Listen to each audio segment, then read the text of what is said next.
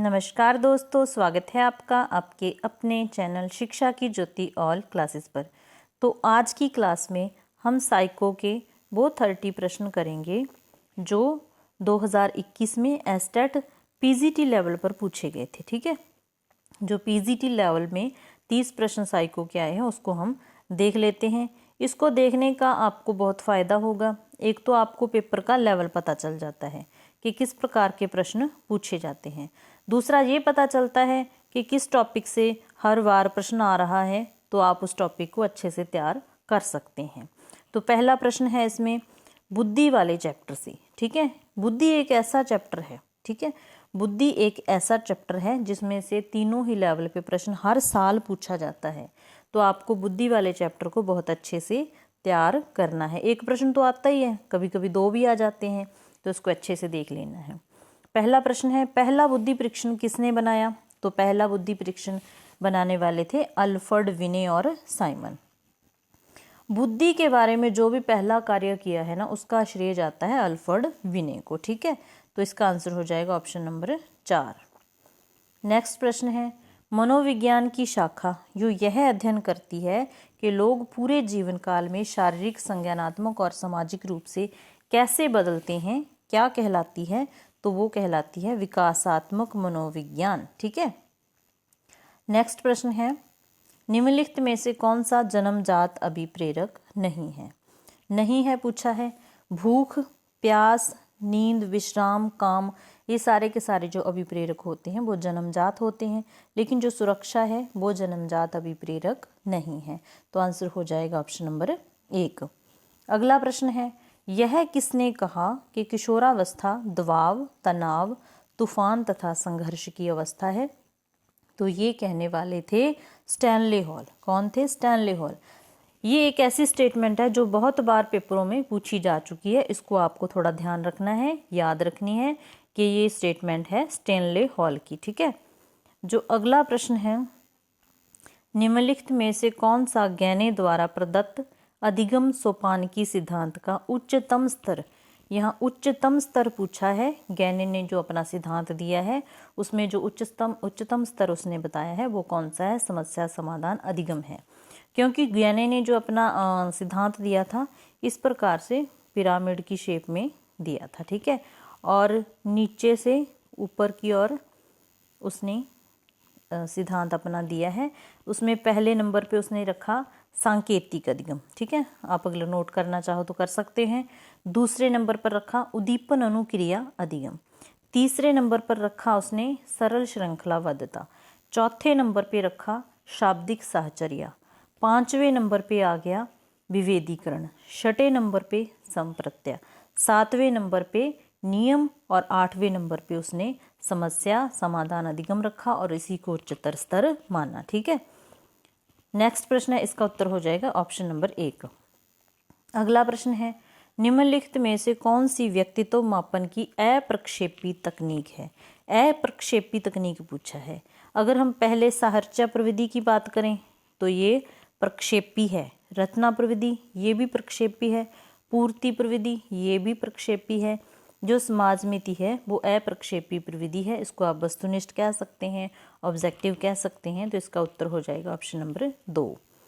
अगला प्रश्न है, निम्नलिखित में से कौन सा अच्छे मानसिक स्वास्थ्य का लक्षण नहीं है पूछा है। ठीक है, जिसका मानसिक स्वास्थ्य अच्छा होगा वो सांवेगिक रूप से भी परिपक्व होगा, उसमें आत्मविश्वास भी भरपूर होगा। ठीक है, आत्म मूल्यांकन की क्षमता भी होगी, लेकिन असहनीयता नहीं होगी। उसमें होगा सहनशीलता का गुण, सहनशीलता का गुण होगा उसमें। ठीक है, तो इसमें जो उत्तर हो जाएगा ऑप्शन नंबर 3 हो जाएगा। ठीक है।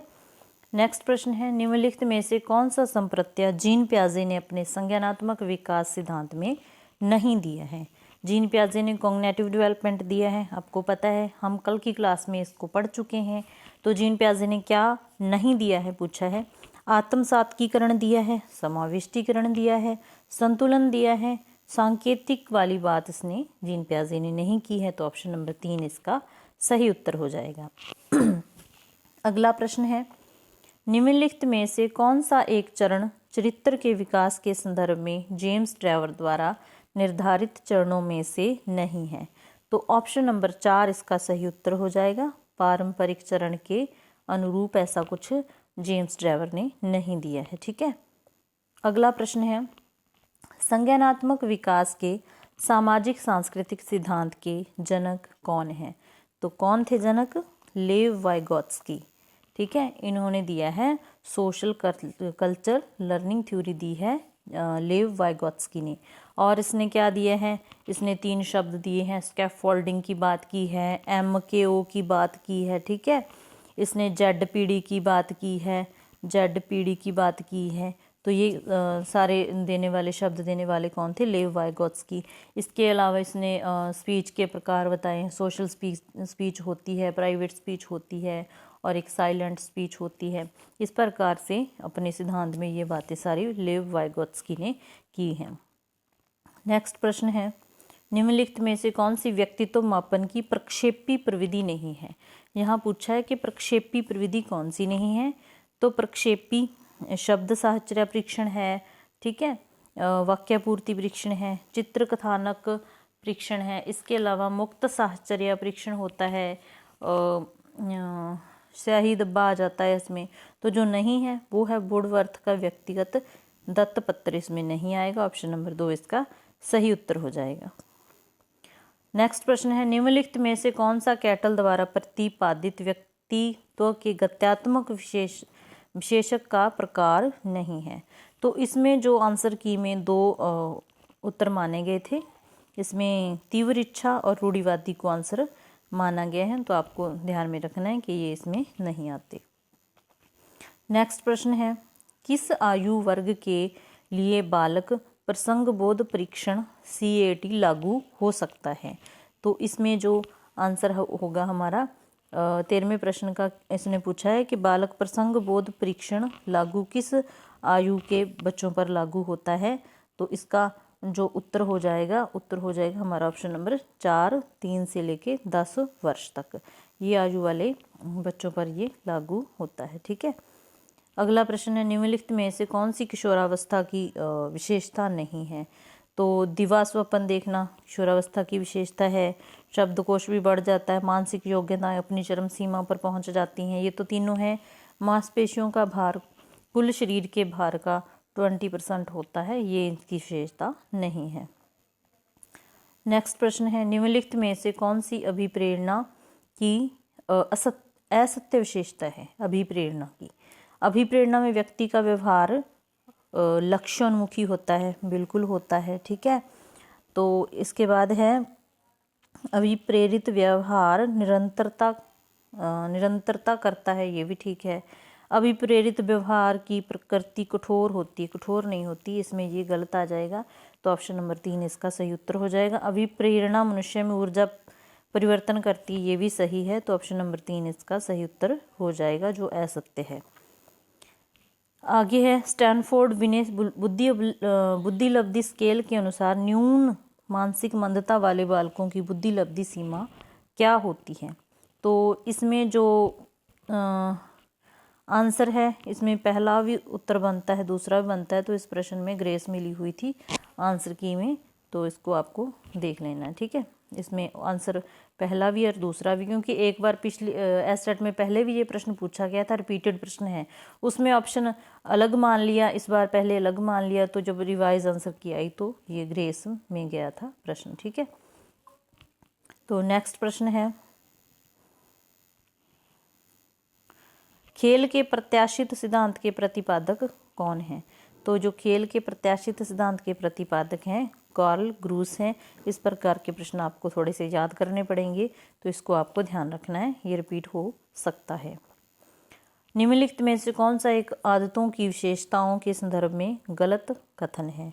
ठीक है, तो इसमें जो गलत कथन होगा, आदत विशिष्ट स्थिति के लिए स्वतः प्रतिक्रिया है, आदत वंशानुक्रम से हासिल की जाती है, आदत वंशानुक्रम से कभी हासिल नहीं की जाती, आदत अर्जित होती है, वातावरण से अर्जित की जाती है। तो आंसर हो जाएगा ऑप्शन नंबर 2। नेक्स्ट प्रश्न है, निम्नलिखित में से कौन सा सिद्धांत अधिगम के अंतःकरण सिद्धांतों से संबंधित नहीं है? ठीक है, तो इसमें जो आंसर हो जाएगा रटांत स्मृति का सिद्धांत, इसमें ऑप्शन नंबर 2 सही हो जाएगा। ठीक है, नेक्स्ट प्रश्न है, निम्नलिखित में से कौन सा थॉर्नडाइक के द्वंद्ववाद सिद्धांत का अन्य नाम नहीं है? थॉर्नडाइक की थ्योरी को हम बहुत अच्छे से पढ़ चुके हैं। जिस बच्चे को देखने की इच्छा हो तो प्लेलिस्ट चेक कर सकता है, ठीक है। इसमें कौन सा नाम उसके सिद्धांत का नहीं है? प्रयास त्रुटि का सिद्धांत है, ठीक है। अधिगम का वंद सिद्धांत है, उद्दीपक अनुक्रिया का सिद्धांत है, एसआर थ्योरी का नाम है।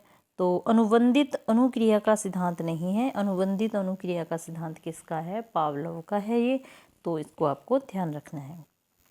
नेक्स्ट प्रश्न है, निम्नलिखित में से कौन सा आधुनिक मनोविज्ञान का व्यवहारिक दृष्टिकोण है? आधुनिक मनोविज्ञान का व्यवहारिक दृष्टिकोण कौन सा है? तो इसमें आ जाएगा ऑप्शन नंबर 1, खुले व्यवहार पर ध्यान केंद्रित करता है। ऑप्शन नंबर 1 इसका सही उत्तर हो जाएगा। नेक्स्ट प्रश्न है, निम्नलिखित में से कौन सा एक मूल वृत्तियों की विशेषताओं के संदर्भ में गलत कथन है? ठीक है,